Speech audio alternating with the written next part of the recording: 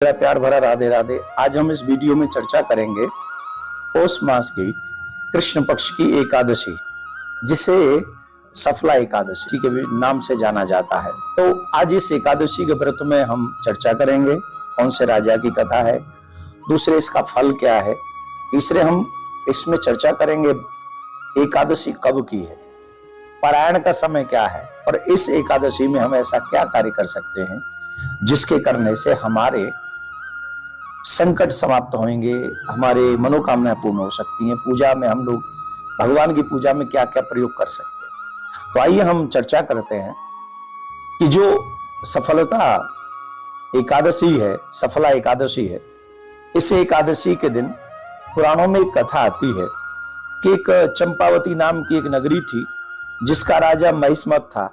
उस राजा के 5 पुत्र थे और 5 पुत्रों में जो सबसे बड़ा बेटा था वो बड़ा चरित्रहीन था और चरित्रहीन दुर्व्यवहार करने में बड़ा माहिर था।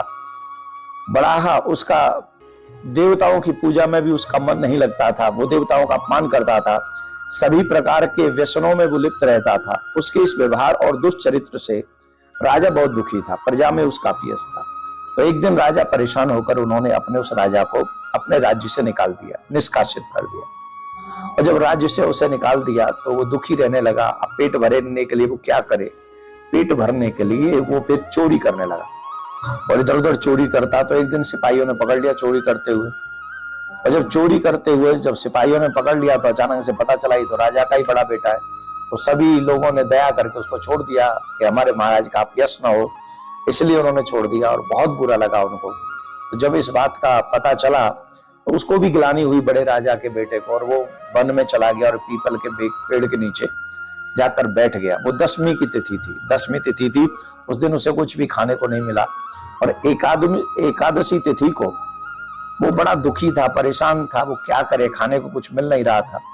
और वो गया सुबह वन में गया, फल फूल लेकर आया। जो फल मिले वो भगवान के उसने फल लिए और फल लेकर वह पीपल के पेड़ के नीचे बैठ गया और भगवान विष्णु को याद करने लगा। पीपल के पेड़ के नीचे, वो भगवान का वास है ही पीपल में, तो पीपल के पेड़ के नीचे रख के भगवान विष्णु की याद करने लगा और कहने लगा मेरे अपराध क्षमा कर दो, मैं पापी हूं, मैं दुष्ट हूं, जो भी है।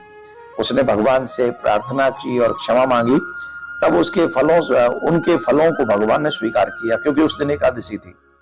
व्रत रखा, मतलब कुछ अन्न खाने को मिला नहीं, फल ही खाए थे, तो व्रत रह गया। भगवान विष्णु प्रसन्न हो गए और सद्बुद्धि प्रदान की, जिससे उसके पिता का कोप जो था वो भी नष्ट हो गया। और उसको बुलाया और उसे बुलाकर उसी को राजा बना दिया गया। और फिर उसने धार्मिक राजा बनकर अपनी प्रजा का पालन पोषण किया। तो ये तो एक सफला एकादशी व्रत करने का फल है।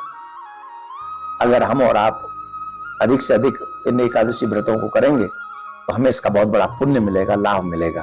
तो आइए हम समझ लेते हैं।